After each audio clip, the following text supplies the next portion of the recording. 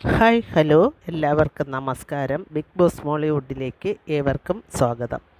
മോഹൻലാൽ സിനിമകളിലൂടെ 117 ഭാഗത്തിൽ യുവജനോത്സവം എന്ന ചലച്ചിത്രത്തിൻ്റെ വിശേഷങ്ങൾ എന്തൊക്കെയാണെന്ന് നോക്കാം. അതിനു മുൻപായി ഈ ചാനലിനെ സബ്സ്ക്രൈബ് ചെയ്യാനുള്ളവർ സബ്സ്ക്രൈബ് ചെയ്ത് ലൈക്ക് ചെയ്ത് ഷെയർ ചെയ്യാൻ മറക്കരുത്. ശ്രീകുമാരൻ തമ്പി തിരക്കഥ സംഭാഷണം എഴുതി സ്വയം നിർമ്മിച്ച് സംവിധാനം ചെയ്ത് 1986 പുറത്തിറങ്ങിയ മലയാള ചലച്ചിത്രമാണ് യുവജനോത്സവം. മോഹൻലാൽ, ഉർവശി, സുരേഷ് ഗോപി, മേനക തുടങ്ങിയവർ പ്രധാന വേഷങ്ങളിൽ അഭിനയിച്ചിരിക്കുന്നു. ചിത്രത്തിന് പശ്ചാത്തല സംഗീതം ഒരുക്കിയത് രവീന്ദ്രനാണ്. ചിത്രത്തിൻ്റെ ഛായാഗ്രഹണം സി രാമചന്ദ്ര മേനോനും എഡിറ്റിംഗ് ജി വെങ്കിട്ടരാമനും നിർവഹിച്ചിരിക്കുന്നു. ബാനർ സൗവർണിക ഫിലിംസാണ്. മുരളി ഫിലിംസ് വിതരണം ചെയ്ത ഈ ചിത്രം 1986 ഓഗസ്റ്റ് 1 തിയേറ്ററുകളിൽ പ്രദർശനത്തിനായി എത്തി. 1965 ഓടയിൽ നിന്ന് എന്ന ചിത്രത്തിൽ ബാലതാരമായി അഭിനയിച്ച സുരേഷ് ഗോപി പിന്നീട് ഈ ചിത്രത്തിലൂടെയാണ് ചലച്ചിത്ര രംഗത്തേക്കെത്തിയത്. ഗാനങ്ങൾ എഴുതിയത് ശ്രീകുമാരൻ തമ്പി തന്നെയാണ്. അതിന് സംഗീതം നൽകിയത് രവീന്ദ്രനും. ഗാനങ്ങൾ ആലപിച്ചത് S Janaki, Satheesh Babu, Krishnachandran, C O Anto, Jolly Abraham, K Yesudas, SP Sailaja എന്നിവരാണ്. ചിത്രത്തിലെ ഗാനങ്ങളെല്ലാം തന്നെ അക്കാലത്ത് സൂപ്പർ ഹിറ്റായി മാറി. ഗാനങ്ങൾ: ആ മുഖം കണ്ട നാൾ, ആദ്യമായി പാടി ഞാൻ, ഭാവം പൂക്കും രാഗമായി ഞാൻ, ഇന്നുമെൻ്റെ കണ്ണുനീരിൽ നിന്നോർമ്മ പുഞ്ചിരിച്ചു, ഈറൻ മൂക്കിൽ മാലകളിൽ ഇന്ദ്രധനുസെന്ന പോലെ, പാടാം നമുക്കു പാടാം വീണ്ടും ഒരു പ്രേമഗാനം, പാടിപ്പതിഞ്ഞ ഗാനം, പ്രാണനുരുകും ഗാനം ഗാനം എന്നീ ഗാനങ്ങളും, പ്രളയപയോധീർ എന്ന് തുടങ്ങുന്ന ഗാനവും, അമ്പലമുക്ക് കഴിഞ്ഞാൽ എന്ന് തുടങ്ങുന്ന ഗാനവും ഈ ചിത്രത്തിൻ്റേതായുണ്ട്. ഈ ചിത്രത്തിൻ്റെ സംവിധായകനായ ശ്രീകുമാരൻ തമ്പി എന്ന അതുല്യ പ്രതിഭയാണ് മമ്മൂട്ടി, മോഹൻലാൽ എന്നിവരെ നായകന്മാരാക്കി മലയാള സിനിമയിൽ അവതരിപ്പിച്ചത്. തൻ്റെ 22-ാം വയസ്സിലാണ് മോഹൻലാൽ നായകതുല്യമായ വേഷം ശ്രീകുമാരൻ തമ്പി ചിത്രത്തിൽ ചെയ്തത്. പിന്നീടാണ് ജയൻ എന്ന കഥാപാത്രമായി യുവജനോത്സവം എന്ന ചിത്രത്തിൽ നായകനായി എത്തിയത്. ഈ ചിത്രത്തിലും മോഹൻലാൽ നിറഞ്ഞു നിന്നു. തൻ്റെ കരിയറിൽ ശ്രീകുമാരൻ തമ്പിയുമായി ചെയ്ത മികച്ച സിനിമയെക്കുറിച്ച് ഒരു അഭിമുഖത്തിൽ സംസാരിക്കുകയായിരുന്നു മോഹൻലാൽ. വ്യക്തിബന്ധങ്ങളുടെ ആഴം പ്രേക്ഷകർക്ക് മനസ്സിലാക്കി കൊടുത്ത യുവജനങ്ങളുടെ കഥ പറയുന്ന ചിത്രമായിരുന്നു യുവജനോത്സവം. അന്നത്തെ യുവാക്കളുടെ മനസ്സ് ഈ ചിത്രത്തിലൂടെ ശ്രീകുമാരൻ തമ്പി പറഞ്ഞിരിക്കുന്നു. പ്രത്യേകിച്ച് ചില ക്യാമ്പസ് ചിന്തകൾ. ഇത് അന്നത്തെ ജനങ്ങൾ ഏറ്റെടുത്തു. ക്യാമ്പസ് പ്രണയം ഇല്ലാത്ത ഒരു ക്യാമ്പസ് സിനിമ കൂടിയാണിത്. പ്രണയചിന്തകളുമായി നടക്കുന്ന ഒരു കൂട്ടം ചെറുപ്പക്കാരുടെ മനസ്സായിരുന്നു ചിത്രത്തിൻ്റെ പ്രമേയം. യുവജനോത്സവം എന്ന ചിത്രത്തിലെ നായകന് പ്രണയമല്ല ഉണ്ടായിരുന്നത്, വാത്സല്യമാണ്. ഒരു നായകനും നായികയും കണ്ടുമുട്ടിയാൽ തമ്മിൽ പ്രണയിക്കണം എന്ന സിനിമയുടെ തത്വത്തിനെതിരായിട്ടാണ് ശ്രീകുമാരൻ തമ്പി ഈ കഥ പറഞ്ഞിട്ടുള്ളത്. ത്രികോണ പ്രണയമാണ് ചിത്രം പറയുന്നത്. സിന്ധുവിൻ്റെയും ജയൻ്റെയും ഒക്കെ യൗവനത്തിൻ്റെ കഥ പറയുന്ന ചിത്രമാണ് യുവജനോത്സവം. സിന്ധു തുടങ്ങിയ ബ്ലൂ ബേർഡ് എന്ന ഗാനമേള ട്രൂപ്പിലെ പ്രധാന ഗായകനാണ് പ്രീ ഡിഗ്രി 1-ാം വർഷ വിദ്യാർത്ഥിയായ ഉണ്ണി. എന്തിനും പാരഡി ഗാനങ്ങൾ പാടുന്ന പോസ്റ്റ് ഗ്രാജുവേഷൻ സ്റ്റുഡൻ്റാണ് ഓമനക്കുട്ടൻ. ഓമനക്കുട്ടനായി അഭിനയിക്കുന്നത് കൃഷ്ണചന്ദ്രനാണ്. സിന്ധുവിൻ്റെ അച്ഛൻ IAS ഓഫീസറാണ്, അമ്മ ഒരു പൊളിറ്റീഷ്യനും. ഒരു ദിവസം ബാറിൽ വച്ച് ഉണ്ണി ജയനെ കാണാനിടയാകുന്നു. അതായത് ഉണ്ണിയുടെ അമ്മ മരിച്ച് പഠിക്കാൻ നിവർത്തിയില്ലാതെ അലഞ്ഞു തിരിഞ്ഞപ്പോൾ ബാറിൽ ഒരു സപ്ലയറായി ജോലി ലഭിക്കുന്നു. അവിടെ വച്ച് ജയനെ കാണാനിടയാകുന്നു. ജയൻ കുടിച്ച് ധാരാളം കാശുകൾ ഇങ്ങനെ വാരി ചിലവാക്കുന്നതിനെ ഉണ്ണി ചോദ്യം ചെയ്യുന്നു. ഫീസ് അടയ്ക്കാത്തതിനാൽ ഹോസ്റ്റലിൽ നിന്നും പുറത്താക്കിയ ഉണ്ണിയെ കുഞ്ഞുണ്ണി നായരുടെ ഉടമസ്ഥതയിലുള്ള ഓമനക്കുട്ടനും ജേക്കബുമൊക്കെ താമസിക്കുന്ന വാടക കെട്ടിടത്തിൽ ഭഗവത് ദാസ് എന്ന ഉണ്ണിയുടെ അധ്യാപകൻ കൊണ്ടാക്കുന്നു. ജയനും ജേക്കബിനും കൂട്ടുകാർക്കുമൊപ്പം ലോഡ്ജിൽ കൂടുന്നു. ഉണ്ണി പണമില്ലാതെ വിഷമിക്കുമ്പോൾ ഇങ്ങനെ മദ്യത്തിന് വേണ്ടി ചിലവാക്കുന്നതിനെക്കുറിച്ച് ജയനെ ചോദ്യം ചെയ്തത് ജയന് ഉള്ളിൽ കൊള്ളുകയും അങ്ങനെ അയാളുടെ സ്വഭാവം എന്താണെന്നൊന്ന് ചിന്തിക്കുകയും ഉണ്ണിയെ തേടി വരികയും ചെയ്യുന്നു. അങ്ങനെ ആ ലോഡ്ജിലുള്ളവർ അവൻ്റെ കൂട്ടുകാരായി മാറുന്നു. അങ്ങനെയാണ് ലോഡ്ജിൽ അവൻ താമസിക്കാൻ തുടങ്ങുന്നത്. അടുത്ത പറമ്പിലെ തെങ്ങിൽ കയറി കരിക്കടത്തതിൻ്റെ പേരിൽ പ്രിൻസിപ്പൾ അവരെ പിടികൂടുന്നു. ഓരോ സ്ഥലത്തെത്തുമ്പോഴും അവസരത്തിനൊത്ത് തൻ്റെ പേരും അച്ഛൻ്റെ പേരും തൊഴിലുമൊക്കെ ജയൻ മാറ്റി മാറ്റി പറയാറുണ്ട്. കൂടെ താമസിക്കുന്നവർക്ക് പോലും ശരിക്കും ജയൻ ആരാണെന്ന് അറിയില്ല. അമ്മ മരിച്ച് പഠിക്കാൻ നിവർത്തിയില്ലാത്ത ഉണ്ണിയോടുള്ള സ്നേഹമാണ് ജയനെ അവിടെ പിടിച്ചു നിർത്തുന്നത്. ലോഡ്ജിൻ്റെ അയൽപ്പക്കത്തുള്ള താമസിക്കുന്ന നഴ്സറി ടീച്ചറാണ് നിർമ്മല. നിർമ്മലയുമായി ചേർന്ന് ജേക്കബ് പറഞ്ഞ കഥകൾ ശരിയാണോ എന്നറിയാനായി ഒരു ദിവസം ജേക്കബിനെയും കൂട്ടി നിർമ്മലയുടെ വീടിൻ്റെ വാതിൽ ജേക്കബിനെ കൊണ്ട് തന്നെ തട്ടിക്കുന്നു. അപ്പോഴാണ് അത് ഗാനഭൂഷണം ജാനകിയമ്മയുടെ വീടായിരുന്നു എന്ന് മനസ്സിലാക്കുന്നത്. അവരുടെ മകളാണ് നിർമ്മല.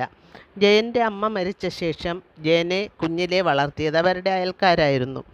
ജാനകി അമ്മ തൻ്റെ അനുജത്തിയെപ്പോലെ താൻ സ്നേഹിക്കുന്ന ഒരു അനുകുട്ടിയായിരുന്നു നിർമ്മല. ഇതിൻ്റെ പേരിൽ ജേക്കബും ജയനും തമ്മിൽ പിണങ്ങുന്നു. എങ്കിലും ഭഗത്ദാസ് അവരുടെ പിണക്കം മാറ്റുന്നു. അടുത്ത ദിവസം ജയൻ ജാനകിയെ തേടിയെത്തുന്നു. അവർക്ക് ജയൻ മകനായിരുന്നു. അനു സഹോദരി. അനു ഒരു സഹോദരനെ പോലെയാണ് ജയനെ സ്നേഹിച്ചിരുന്നത്. ഇതറിയാതെ ഓമനക്കുട്ടനും കൂട്ടുകാരനും കൂടി നിർമ്മലയെ തേടി ജയന് വേണ്ടി വിവാഹാലോചനയുമായി എത്തുന്നു. നിർമ്മല രാജീവ് എന്ന ചെറുപ്പക്കാരനെ ഇഷ്ടപ്പെടുന്നു എന്ന വിവരം അപ്പോഴാണ് തുറന്നു പറയുന്നത്. MLA അരുന്ധതി ദേവിയുടെ മകനാണ് രാജീവ്. ജയൻ നിർമ്മലയ്ക്ക് വേണ്ടി വിവാഹാലോചനയുമായി അരുന്ധതി ദേവിയുടെ വീട്ടിലെത്തുന്നു. പക്ഷേ അവർ പ്രതികൂലമായ മറുപടിയാണ് നൽകിയത്.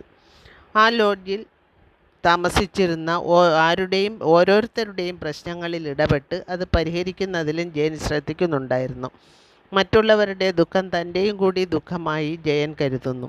മറ്റുള്ളവർക്കും അങ്ങനെ തോന്നിപ്പിക്കുകയും ചെയ്യുന്നു. ഒരു കച്ചേരി എന്ന് പറഞ്ഞ് ഗാനഭൂഷണം ജാനകിയമ്മയെ ഒരാൾ ലോഡ്ജിലേക്ക് വിളിച്ചു വരുത്തുന്നു. കൂടെ നിർമ്മലയും ഉണ്ടായിരുന്നു. ലോഡ്ജിൽ അകപ്പെടുത്തുകയും വ്യഭിചാര കുറ്റത്തിന് ആരോപിച്ച് അവരെ അറസ്റ്റ് ചെയ്യുകയും ചെയ്യുന്നു. അതിൻ്റെ പിന്നിൽ അരുന്ധതി ദേവിയുടെ ഭർത്താവായിരുന്നു എന്ന് ജയൻ മനസ്സിലാക്കുന്നു. അവർക്കെതിരെ വരെ പിടിച്ചപ്പോഴാണ് ജയൻ ഒരു ദുർഗുണ പരിഹാര പാഠശാലയിൽ വളർന്നതെന്ന സത്യം കൂട്ടുകാർ മനസ്സിലാക്കുന്നു. തൻ്റെ അമ്മയെ ബലാത്സംഗം ചെയ്യാൻ ശ്രമിച്ച ആളെ കൊന്നിട്ടാണ് ജയൻ ജയിലിലായത്. തൻ്റെ അമ്മയും ആ ആക്രമണത്തിൽ മരിച്ചു പോയിരുന്നു. അവൻ ഓടി രക്ഷപ്പെടാൻ ശ്രമിച്ചു. എങ്കിലും SP ധർമ്മപാലൻ അവനെ പിടികൂടി ദുർഗുണ പരിശാലയിൽ ബാലമന്ദിരത്തിലേക്ക് അയക്കുന്നു. അങ്ങനെ അവൻ ദുർഗുണ പരിഹാര പാഠശാലയിലെത്തുന്നു. ബാലമന്ദിരത്തിൽ നിന്നിറങ്ങിയ ശേഷം തെറ്റായ വഴികളിലൂടെയൊക്കെ സഞ്ചരിക്കേണ്ടി വന്ന ജയൻ സെൻട്രൽ ജയിലിലും പലതവണ കയറിയിട്ടുണ്ട്. ഉണ്ണിയെ കണ്ടപ്പോൾ പുതിയൊരു അനുഭവമാണ് ജയനുണ്ടായത്. സത്യം പറയുന്ന ജയനോട് സിന്ധുവിന് പ്രണയം തോന്നുന്നു. പക്ഷേ ജയൻ അതിന് തയ്യാറാവുന്നില്ല. എങ്കിലും തൻ്റെ അച്ഛനെയും അമ്മയെയും നേർവഴിക്ക് കൊണ്ടുവരാനായി സിന്ധുവിനോട് പ്രണയമുള്ളതായി അഭിനയിക്കാൻ അവൾ ആവശ്യപ്പെടുന്നു. ഒടുവിൽ അവൻ അതിന് തയ്യാറാകുകയും ഒരു ലോഡ്ജിൽ സിന്ധുവിനൊപ്പം കുറച്ചു നേരം ചിലവഴിക്കുകയും ചെയ്യുന്നു. ജാനകി അമ്മയെയും നിർമ്മലയെയും ഒടുവിൽ പുറത്തിറക്കാൻ അത് സഹായിക്കുന്നു. രാജീവ് ജയനൊപ്പം നിൽക്കുന്നു. രാജീവിനെ ബിസിനസ്സിൽ പാർട്ട്ണറാക്കിയ വിക്ടറിൻ്റെ യഥാർത്ഥ ബിസിനസ് എന്താണെന്ന് ജയൻ രാജീവിന് മനസ്സിലാക്കി കൊടുക്കുന്നു. രാജീവ് അവരോടൊപ്പമുള്ള പാർട്ട്ണർഷിപ്പ് വേണ്ടെന്ന് വയ്ക്കാൻ തീരുമാനിക്കുന്നു. പക്ഷേ അവർ രാജീവിനെ ട്രാപ്പിലാക്കുകയും അവന് മയക്കുമരുന്ന് ബലമായി നൽകുകയും ചെയ്യുന്നു. രാജീവിനെക്കുറിച്ച് യാതൊരു വിവരവും ഇല്ല എന്ന് സിന്ധു ജയനെ അറിയിക്കുന്നു. ജയൻ രാജീവിനെ അന്വേഷിച്ച് ദിലീപായി അഭിനയിക്കുന്നത് സുരേഷ് ഗോപിയാണ്. ദിലീപ് ആ മയക്കുമരുന്ന് റാക്കറ്റിലുള്ള ഒരു മെമ്പറായാണ് എന്ന വേഷത്തിലാണ് സുരേഷ് ഗോപി അഭിനയിക്കുന്നത്. അതായത് വില്ലൻ റോൾ. ദിലീപിനെ കാണാനെത്തുന്നു. പക്ഷേ ദിലീപ് നിർമ്മലയെക്കുറിച്ച് മോശമായി സംസാരിക്കുകയും അവർ തമ്മിൽ സംഘട്ടനമുണ്ടാവുകയും ചെയ്യുന്നു. ഒടുവിൽ രാജീവ് എവിടെയാണ് കിടക്കുന്നതെന്ന് രാജീവിനെ അടച്ചിട്ടിരുന്ന മുറി ദിലീപ് കാണിച്ചു കൊടുക്കുന്നു. മയക്കം മരുന്ന് കൊടുത്ത് ബോധം നഷ്ടപ്പെട്ട അവസ്ഥയിലായിരുന്നു രാജീവ്.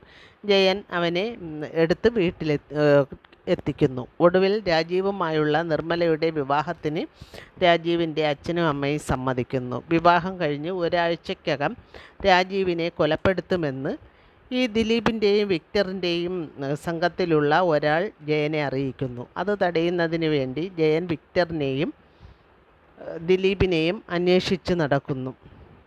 ദിലീപും വിക്ടറും ഒരു ഹോട്ടലിൽ ആരും അറിയാതെ ബോംബെയിലേക്ക് കടന്നു എന്ന് വരുത്തി തീർത്തിട്ട് ഒരു ഹോട്ടൽ മുറിയിൽ ഒളിച്ച് താമസിക്കുകയായിരുന്നു. അവിടെ വെച്ച് ജയൻ അവരെ കണ്ടെത്തുന്നു. ദിലീപും വിക്ടറുമായി ഉണ്ടായ ആക്രമണത്തിൽ ജയന് കുത്തേൽക്കുകയും ദിലീപും വിക്ടറും കൊല്ലപ്പെടുകയും ചെയ്യുന്നു. വിവാഹ സമയത്ത് ജയൻ മണ്ഡപത്തിലെത്തുന്നു.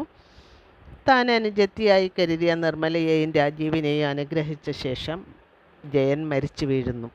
ആ കുത്തുകൊണ്ടതൊക്കെ കെട്ടിവെച്ചിട്ടാണ് ജയൻ വന്നത്. അപ്പം അതിൻ്റെ ഫലമായാണ് ജയൻ മരിച്ചു വീഴുന്നത്.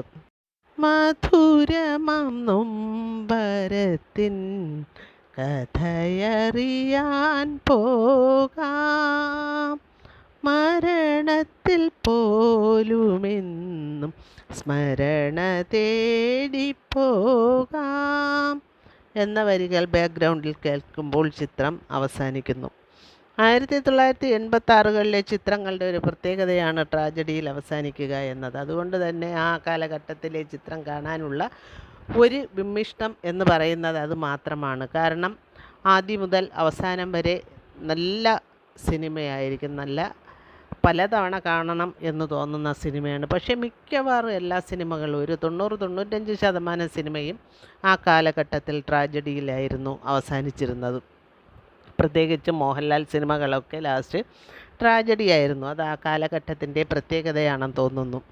അന്ന് ട്രാജഡിയിൽ അവസാനിക്കുന്ന സിനിമകളാണ് കൂടുതൽ വിജയം കൊയ്തതെന്ന് തോന്നുന്നു. അതുകൊണ്ടായിരിക്കാം ആ പാറ്റേണിലുള്ള ചിത്രങ്ങൾ എടുത്തത്.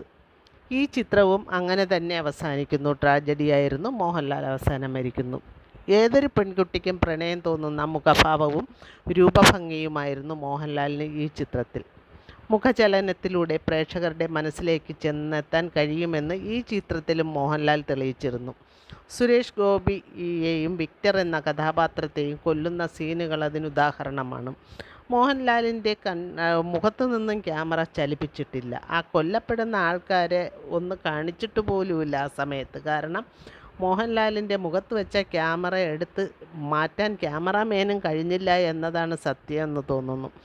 അത്രയ്ക്ക് മനോഹരമായ എക്സ്പ്രഷൻസ് ആയിരുന്നു മോഹൻലാൽ ഈ ചിത്രത്തിലൂടെ ആ ഒരു രംഗത്തിൽ മാത്രം കാഴ്ചവെച്ചത്.